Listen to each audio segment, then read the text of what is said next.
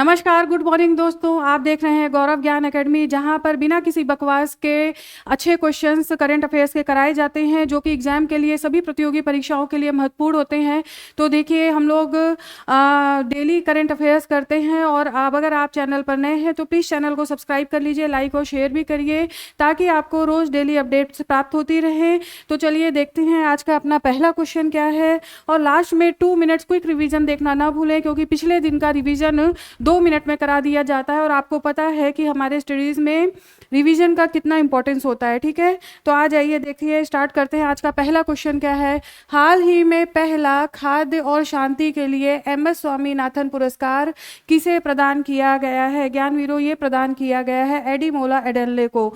देखिए, 7 अगस्त को यानी कल नई दिल्ली में प्रधानमंत्री नरेंद्र मोदी के द्वारा जन्म शताब्दी डॉक्टर MS स्वामीनाथन की जन्म शताब्दी का अंतर्राष्ट्रीय सम्मेलन को संबोधन किया गया, जिसमें इन्हें एडीमोला एडेनले को पुरस्कार दिया गया। और इसके अलावा उनको याद करते हुए उन्हें बहुत सारी बातें बताई उनके बारे में। उन्होंने कहा कि ये केवल हरित क्रांति के ही जनक नहीं है, बल्कि इसके अलावा उन्होंने भारत में कृषि के क्षेत्र में अन्य महत्वपूर्ण काम किए हैं, उससे बढ़कर भी उन्होंने काफ़ी क्षेत्रों में काम किया है, ऐसा प्रधानमंत्री मोदी का कहना है। आइए आगे बात करते हैं इस पर। नेक्स्ट क्वेश्चन देखिए, हाल ही में विमोचित पुस्तक the quest for world without hunger के लेखक कौन है? ज्ञानवीरों, राइट आंसर है डॉक्टर MS स्वामीनाथन। देखिए, इस बुक को आपको याद करना है, क्योंकि बहुत इंपॉर्टेंट बुक है ये। और उन्होंने मोदी ने ही कल इस बुक के बारे में चर्चा की है और बताया। इस बुक का विमोचन 2017 में PM ने ही किया था, स्वयं उन्होंने किया था, कल ये बात बताया। इसके अलावा उनके योगदान के बारे में देखिए, योगदान के बारे में बात करते हुए कहते हैं कि अंतर्राष्ट्रीय चावल अनुसंधान संस्थान, देखिए, अंतर्राष्ट्रीय चावल अनुसंधान संस्थान का क्षेत्रीय केंद्र, चावल अनुसंधान संस्थान का क्षेत्रीय केंद्र, ज्ञानवीरों, आपको पता होगा कहाँ पर है। क्षेत्रीय केंद्र जो कि स्थापित किया गया था, वाराणसी में, वाराणसी में। तो इसके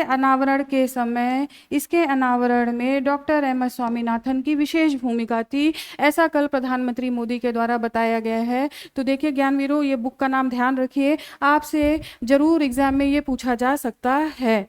आ जाइए आगे बढ़ते हैं, नेक्स्ट क्वेश्चन देखते हैं। हाल ही में किस पारंपरिक कृषि उत्पाद के लिए GI टैग, भौगोलिक संकेतक टैग आवेदन को स्वीकार किया है, जिससे जोधपुर के किसानों को वैश्विक पहचान मिलने की संभावना है? तो यहाँ पर देखिए, राइट आंसर है थार जीरा।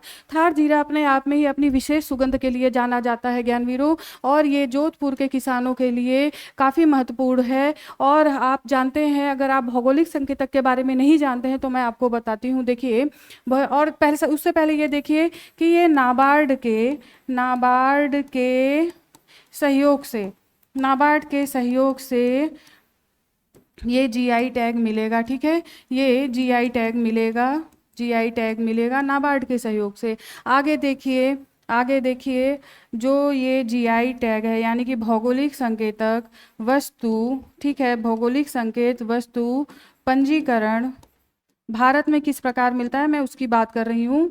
पंजीकरण एवं संरक्षण अधिनियम, ज्ञानवीरों, संरक्षण अधिनियम 1999, ठीक है, 1999 के द्वारा GI टैग प्रदान किया जाता है। तो आपको ये अधिनियम पता होना चाहिए। ये भारत में इस तरीके से दिया जाता है, मंत्रालय के तहत काम करता है। तो ये मंत्रालय है, ये भी आपको ध्यान रखना है, वाणिज्य एवं उद्योग मंत्रालय के अंतर्गत, कार्य करता है। आ जाइए नेक्स्ट क्वेश्चन देखते हैं। नेक्स्ट क्या है। उत्तरी अमेरिका में भगवान राम की सबसे ऊंची मूर्ति का हाल ही में किस देश में लोकार्पण किया गया? तो यहाँ पर देखिए, राइट आंसर है कनाडा में। देखिए, 51 फीट की मूर्ति का अनावरण किया गया, जो कि 7 फीट ऊंचे बेस पर है। ठीक है, 7 फीट ऊंचे आधार पर स्थापित किया गया है। और अगर इस मूर्तिकार का नाम लिया जाए तो इनका नाम है नरेश कुमार कुमावत, ठीक है। मूर्तिकार का नाम है नरेश कुमार कुमावत। तो ज्ञानवीरों, ये आपको ध्यान रखना है। सबसे ऊंची मूर्ति उत्तर अमेरिका में कनाडा में स्थापित की गई है। आ जाइए नेक्स्ट देखते हैं। 18वां शहरी गतिशीलता भारत सम्मेलन एवं प्रदर्शनी 7 से 9 नवंबर 2025 को किस राज्य में आयोजित किया जाएगा? तो ज्ञानवीरों देखिए, इसका राइट आंसर है हरियाणा। हरियाणा के गुरुग्राम में इसका आयोजन किया जाएगा। और ये केंद्रीय आवास और शहरी मामलों के मंत्रालय के द्वारा इसका आयोजन किया जाएगा, ठीक है। शहरी मामले के मंत्रालय के द्वारा इसका आयोजन किया जाएगा। इतनी चीज़ें इसमें आपको ध्यान रखनी है। और मेनली इसका जो उद्देश्य है वो परिवहन की गतिशीलता को लेकर है, उसकी सुरक्षा को लेकर है। तो परिवहन की गतिशीलता, ठीक है, सुरक्षा आदि विषयों पर विस्तार से चर्चा की जाएगी, ठीक है, विस्तार से चर्चा की जाएगी। तो आपको ये ध्यान रखना है। आ जाइए आगे बढ़ते हैं और नेक्स्ट क्वेश्चन देखते हैं क्या है। प्रधानमंत्री नरेंद्र मोदी 31 अगस्त से 1 सितंबर 2025 के बीच आयोजित संघाई सहयोग संगठन शिखर सम्मेलन में भाग लेने किस शहर में जाएंगे? तो ज्ञानवीरों, यहाँ पर राइट आंसर है तियानजिन, चीन। देखिए, हम देख रहे हैं कि किस तरीके से अमेरिका के द्वारा अब 50% का टैरिफ भारत पर लगा दिया गया है, जिसके बाद भारत अन्य संभावनाएं खोजने की प्रयास कर रहा है। हमें आपको सबको ये बात पता है। उसी के तहत अब प्रधानमंत्री के द्वारा ये निर्णय लिया गया है कि वो एससीओ में भाग लेने जाएंगे। और यहाँ पर इनके साथ चीन के प्रधानमंत्री शी जिनपिंग के साथ द्विपक्षीय बैठक भी आयोजित होगी, ठीक है। द्विपक्षीय बैठक भी आयोजित होगी जिसमें कुछ ना कुछ भारत के हित में निकल के आने की संभावना है। और देखिए, इसमें आगे देखिए, अगर हम एससीओ की बात करें तो 2001 में इसका ज्ञानवीरों गठन हुआ था। 2001 में गठन, और कौन कौन से देश थे? तो देखिए, कजाकिस्तान, चीन, किर्गिस्तान, उज्बेकिस्तान, ठीक है, किर्गिस्तान, उज्बेकिस्तान, रूस। ज्ञानवीरों, एक देश और बच रहा है, हाँ, ताजिकिस्तान, ठीक है, ताजिकिस्तान। तो इतने सारे देशों के साथ 2001 में गठन हुआ था। और अगर भारत की बात की जाए तो 2017 में अस्ताना, ठीक है, अस्ताना यानी कि रूस में भारत और पाकिस्तान को शामिल किया गया। लास्टली जो देश अभी इसमें आया है एससीओ में वो है ईरान आया है। और इसी के साथ एससीओ के सदस्यों की संख्या 10 हो गई है, ठीक है, 10 सदस्य हो गए हैं। तो आपको इतनी चीज़ें देखिए यहाँ पर ध्यान रखनी है। आ जाइए नेक्स्ट क्वेश्चन देखते हैं क्या है। आगे बढ़ते हैं, नेक्स्ट देखते हैं। हाल ही में किस देश ने भारत से खाद्य आय बढ़ाने पर सहमति जताते हुए बासमती चावल पर लगे आयात प्रतिबंधों को हटाने का फैसला किया है? तो ज्ञानवीरों, यहाँ पर राइट आंसर है फिलीपींस। देखिए, अभी मार्कोस जूनियर जो प्रधानमंत्री हैं फिलीपींस के, वो भारत की यात्रा पर आए थे। 4 दिवसीय यात्रा थी, उसमें 9 समझौते हुए, जिसमें कि फिलीपींस के साथ एक तो ये समझौता हुआ चावल को लेकर के आयात प्रतिबंधों को हटा दिया गया।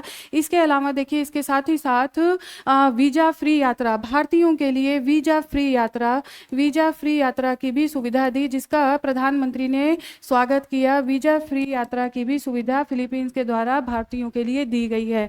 तो आपको इतने कंटेंट, इतना चीज़ें याद रखनी है।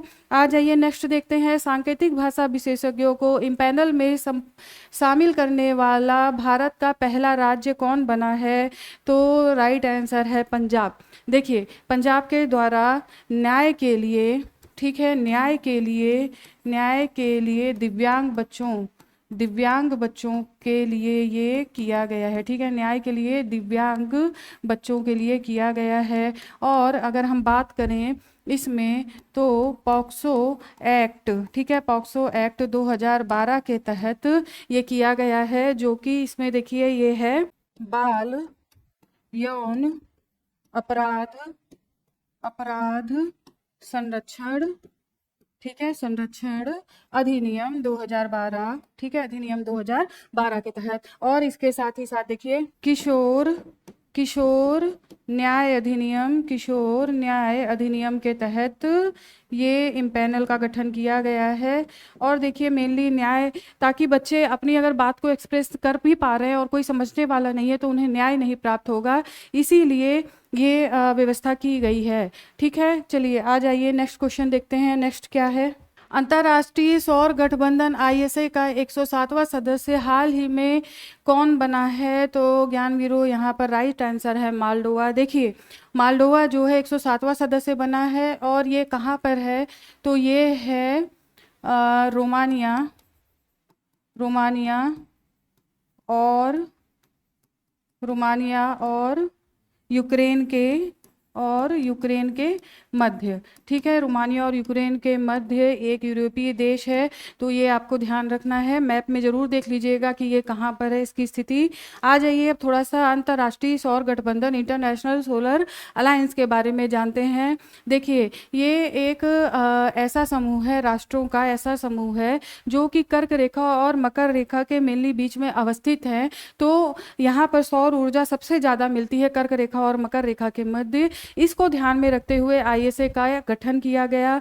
इसको ये एक अंतर सरकारी संगठन है, आपको ये ध्यान रखना है, संधि आधारित अंतरराष्ट्रीय संगठन है जिसका गठन ज्ञानवीरो 2015 में भारत सरकार के पहल पर किया गया, भारत और फ्रांस के पहल पर किया गया। तो ठीक है, इसको देख लीजिए। यहाँ पर एक अंतरराष्ट्रीय समूह है जो कर्क और मकर रेखा, आपको ये चीज याद रखनी है। इन्हें सनसाइन कंट्रीज भी कहा जाता है, इन्हें सनसाइन कंट्रीज भी कहा जाता है। और एक अंतर सरकारी संगठन है जो कि सौर ऊर्जा के क्षेत्र में बदलाव लाता है। जीवाश्म ऊर्जा से सौर ऊर्जा, जीवाश्म ईंधन से सौर ऊर्जा में बदलाव तेजी से लाना इसका उद्देश्य है। नेक्स्ट देखिए, प्रधानमंत्री नरेंद्र मोदी द्वारा नवंबर 2015 में पेरिस फ्रांस में COP21 में इसे लॉन्च किया गया। इसका मुख्यालय हरियाणा भारत के गुरुग्राम में है। तो आपको आईएसए के बारे में इतने फैक्ट याद रखने हैं। आ जाइए आगे बढ़ते हैं। विश्व खेल 2025 का आयोजन चीन के किस शहर में किया जाएगा? तो देखिए ये किया जाएगा चेंगदू में, अभी किया जा रहा है। और भारत में ने इसमें अपने 17 सदस्यों को भेज दिया है, जो 17 सदस्यों का दल है उनको चेंगदू भेज दिया है। अभी तक 91 से, देखिए 91 से इसका आयोजन किया जा रहा है। हर 4 वर्ष में इसका आयोजन होता है। 4 वर्ष में एक बार आयोजन किया जाता है, एक बार आयोजन। और इसके बाद देखिए भारत अभी तक टोटल 5 पदक जीता है, 5 पदक जीता है, जिसमें एक स्वर्ण है, एक रजत है और 3 कांस्य है ज्ञानवीरों। ठीक है, और अगर हम बात करें स्वर्ण की तो 2014 में बिलियर्ड्स में स्वर्ण पदक आया था और नाम है बिलियर्ड्स में स्वर्ण आदित्य मेहता। ठीक है, नाम है आदित्य मेहता। ठीक है, तो यहाँ पे अगर गेम्स की बात करें तो बहुत अच्छी पोजीशन नहीं है भारत की अभी तक। आइए नेक्स्ट देखते हैं। भारत की पूर्णतः पहली सौर ऊर्जा संचालित विधानसभा कौन सी है? तो राइट आंसर है दिल्ली विधानसभा। देखिए दिल्ली विधानसभा अब पूर्णतः सौर ऊर्जा संचालित होगी, जिसमें 500 किलोवाट का रूफटॉप पैनल स्थापित किया गया है यहाँ पर। और पेपरलेस, देखिए पेपरलेस एक चीज़ और किया गया है, पेपरलेस एप्लीकेशन को भी लॉन्च किया गया है यहाँ पर, ताकि कागज़ रहित काम हो सके। तो ज्ञानवीरों इतना यहाँ पर ध्यान दीजिए, ये 2 चीज़ें दिल्ली विधानसभा में हुई हैं। आ जाइए आगे बढ़ते हैं, आगे देखते हैं हाई अलर्ट फैक्ट। छत्तीसगढ़ के महासमुंद में निकेल, तांबा और प्लेटिनम समूह तत्वों का एक महत्वपूर्ण भंडार खोजा गया है। तो आप ध्यान रखिए ये छत्तीसगढ़ का महासमुंद जिला है। आ जाइए नेक्स्ट देखते हैं ग्लोबल एआई सिटी इंडेक्स 2025, जिसमें कि बेंगलोर को 26वां स्थान प्राप्त हुआ है। ये रिपोर्ट ज्ञानवीरों किसके द्वारा जारी की जाती है? तो क्वांटर पॉइंट रिसर्च द्वारा जारी इंडेक्स में बेंगलोर को एआई अनुसंधान एवं विकास और डाटा केंद्रों के लिए एक तेजी से बदलते वैश्विक केंद्र के रूप में नामित किया गया है। तो आप ये ध्यान रखिए। आ जाइए नेक्स्ट देखते हैं। महिला नेतृत्व को बढ़ावा देने के लिए हाल ही में नई दिल्ली में आयोजित सिलिट्स 2 कार्यक्रम का आयोजन किस संस्था के द्वारा किया गया? तो ज्ञानवीरों, ये किया गया है संयुक्त राष्ट्र महिला भारत कार्यालय के द्वारा। ठीक है, अब देखिए ये कहाँ पर हुआ है, तो नई दिल्ली में हुआ है और महिला नेतृत्व को बढ़ावा देने के लिए संयुक्त राष्ट्र के भारत महिला कार्यक्रम के अंतर्गत ये हुआ है। तो आप इसको ध्यान रखिए, इंपॉर्टेंट क्वेश्चन है। आ जाइए नेक्स्ट क्वेश्चन देखिए। अगस्त 2025 में ऑस्ट्रेलिया ने किस देश के साथ अब तक का सबसे बड़ा रक्षा समझौता किया है जिसके तहत युद्धपोत खरीदे जाएंगे? तो ज्ञानवीरों, यहाँ पर राइट आंसर है देखिए जापान। जापान के साथ सबसे बड़ा समझौता। और देखिए यहाँ पर आपको अगर मैं ओवरलोड बहुत सारी चीज़ें की, इतने का समझौता हुआ, ये कंपनी ने किया, इस कंपनी ने लिया, तो देखिए ये इंपॉर्टेंट नहीं है, कभी भी एग्जाम में इस तरीके से क्वेश्चन नहीं पूछे जाते हैं। हाँ, ये आपको थकाने के लिए और बहुत ज़्यादा अननेसेसरी चीज़ें देने के लिए मैं ये काम नहीं करूंगी, क्योंकि मेरा उद्देश्य ये है कि आपके लिए परीक्षा उपयोगी सामग्री आपके पास तक पहुंचे, मेरा ये उद्देश्य है। तो मैं फालतू की चीज़ें बिल्कुल नहीं दूंगी। आगे आ जाइए, देखिए क्या है अन्य महत्वपूर्ण तथ्य। अमेरिका ने भारतीय आयात पर शुल्क दुगना कर 50% किया। मैंने अभी ही बताया कि 25% पहले लागू किया, उसके बाद से अब 25% कल से लागू कर दिया। और देखिए इस शुल्क के अलावा 25% एड वैलोरम ड्यूटी लगाई जाएगी जो 21 दिनों में प्रभावी होगी। ज्ञानवीरों, अगर हम देखें इसके टैरिफ वॉर के तहत अमेरिका के, तो ब्राज़ील पर सबसे ज़्यादा लगा था। ब्राज़ील पर टैरिफ जो लगा था वो 50% लगा था। और सेकंड नंबर पर देखें तो भारत भी अब 50% के दायरे में आ चुका है। तो ज्ञानवीरों देखिए यहाँ तक अपना करेंट अफेयर्स आज कंप्लीट होता है। चलिए फटाफट से 2 मिनट क्विक रिवीजन कर लेते हैं। चलिए स्टार्ट करते हैं। राइजियोटोप परियोजना की पहल किस देश में अंतर्राष्ट्रीय तस्करी को रोकने के लिए की गई? तो राइट आंसर है साउथ अफ्रीका। नेक्स्ट देखिए, हाल ही में किस शहर को कंद फसलों के लिए नवाचार की वैश्विक राजधानी घोषित किया गया? राइट आंसर है आगरा। नेक्स्ट, निम्नलिखित में से कौन सी एजेंसी चंद्रमा पर परमाणु ऊर्जा रिएक्टर स्थापित करने की योजना पर कार्य कर रही है? Right answer NASA. नेक्स्ट देखिए, हाल ही में मध्य प्रदेश में दोबारा शुरू की गई हेरिटेज ट्रेन किस रेल मार्ग पर चलाई गई है? पाताल पानी कालाकुंड, जो कि एमपी में है, ध्यान रखिए। नेक्स्ट देखिए, हाल ही में भारत और न्यूजीलैंड के बीच पहली रक्षा राजनीतिक वार्ता किस शहर में हुई? राइट आंसर नई दिल्ली।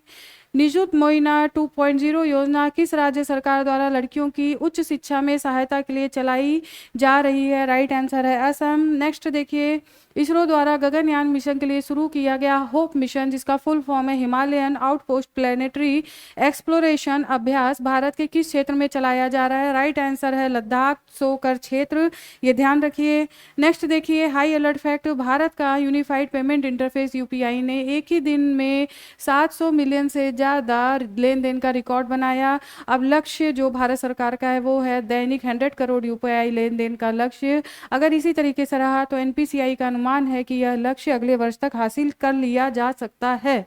नेक्स्ट देखिए, कंसल्टिंग फर्म डिलाइट इंडिया का अनुमान 2026 में भारत की आर्थिक वृद्धि दर 6.4 से 6.7% रह सकती है।